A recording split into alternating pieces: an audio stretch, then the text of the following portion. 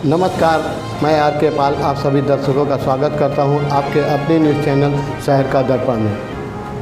अब सभी खबरें विस्तार से। अखिल भारतीय राम राज परिषद भी उतरा उत्तर प्रदेश के विधानसभा चुनाव में। संत महात्माओं की है यह पार्टी। उत्तर प्रदेश के सभी सीटों पर लड़ेगी चुनाव। अखिल भारतीय राम राज परिषद उत्तर प्रदेश के सभी सीटों पर चुनाव लड़ने का ऐलान कर रही है। भारतीय राम राज परिषद के प्रत्याशी पार्टी के अध्यक्ष का कहना है कि भाजपा में जितने भी संत हैं वो नकली हैं। हमारी पार्टी में सभी संत जुड़े हुए हैं और जल्द ही अखिल भारतीय राम राज परिषद के द्वारा उत्तर प्रदेश में होगा बड़ा आयोजन, जिसमें आएंगे पूरे देश भर के संत महात्मा, संत समाज के लोग। हमारी पार्टी हिंदुत्व में के मुद्दे पर ही उत्तर प्रदेश में चुनाव लड़ेगी।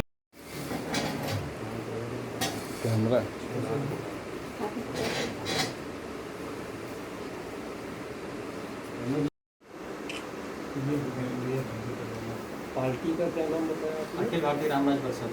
अखिल भारतीय राम राज परिषद।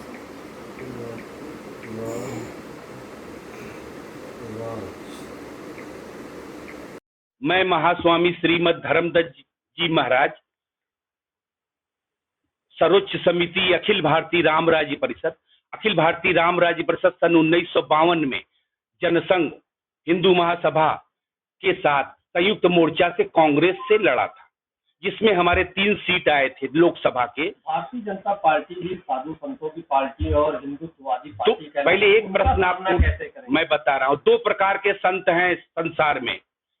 एक सरकार की सरकारी सुविधाओं को लात मार करके सरकारी सुविधाओं को लात मार करके सरकार के धर्म विरोधी नीतियों का विरोध करने वाले संत हैं हम लोग। और एक संत है सरकार के गो हत्या, मंदिर तोड़ने, होमोसेक्सुअल, दुराचार, इस सब का कानून का समर्थन करके सरकारी सुविधाओं लेकर के समर्थन करने वाले वो सब असंत हैं। संत और ऐसे संत व्यापार तंत्र, प्रचार तंत्र और राजतंत्र के द्वारा खड़े किए गए हैं, वो बाद में उसी तंत्र के द्वारा गिरा दिए जाएंगे। आप आसाराम को देख लीजिए, पूरी भारत सरकार वहां पर चरणों में पड़ी रहती थी। आज क्या है?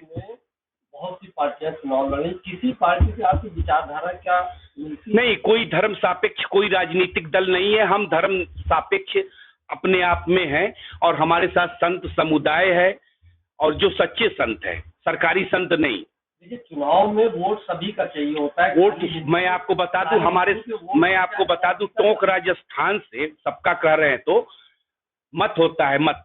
तो हमारे यहाँ से नवाब इकबाल अहमद भी विधायक हो चुके हैं टोंक राजस्थान से। हम हिंदू मुसलमान भी नहीं करेंगे। मुसलमानों का वोट कैसे चुन लेंगे? अरे हमारे यहाँ से मुसलमान विधायक थे, जहाँ मुसलमान बाहुल्य है वहां से मैं मुसलमान लड़ाऊंगा। मुसलमान मानते हैं कि मैं भारतीय हूँ। आज हिंदू मुसलमान करके एक पैदा किया जा रहा है, एक विद्वेष।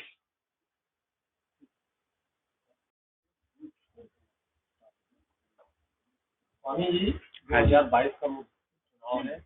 हाँ। राजनीति गर्म है, चुनाव बिल्कुल नजदीक है। हाँ।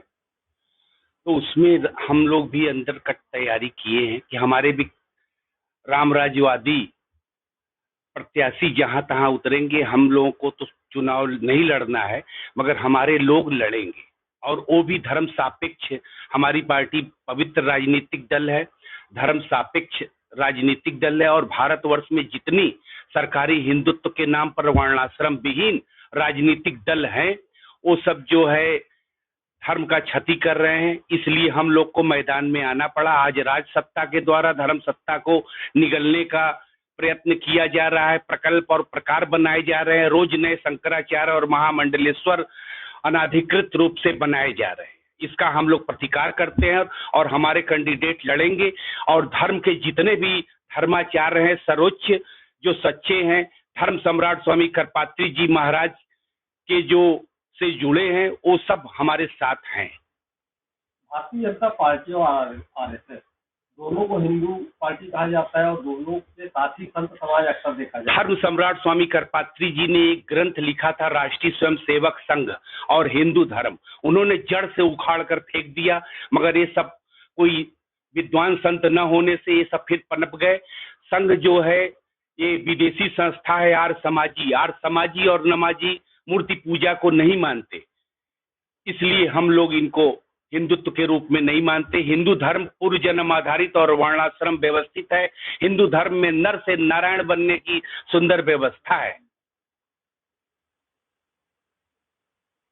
आपकी मैदान में लोग हैं वो किस तरह से उनको कैसे प्रचार करें और उनमें कैसे जानेंगे? सुनिए, हमारा नारा पहली बात कि जिंदाबाद हैदराबाद मुरादाबाद नहीं है। हमारे नारे हर मंदिर में गूंजायमान होते हैं। हमारे नारे हैं और अभियान है।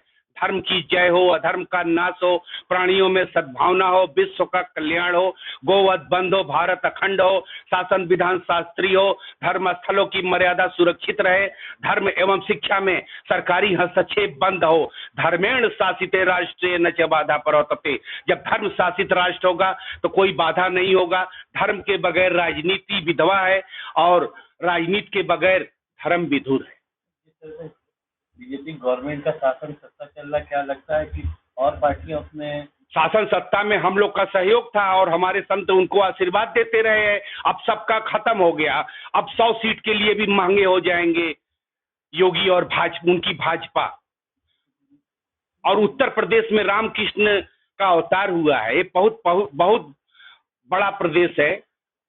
विश्व का सबसे बड़ा जनसंख्या वाला प्रदेश है। यहाँ रामकृष्ण भगवान अवतार लिए हैं और यहाँ पर धर्म संस्कृति और सभ्यता संस्कृति से मुकाबला करने में जितने भी दुनिया के राजनीतिक दल हैं सबको मुंह की खानी पड़ेगी।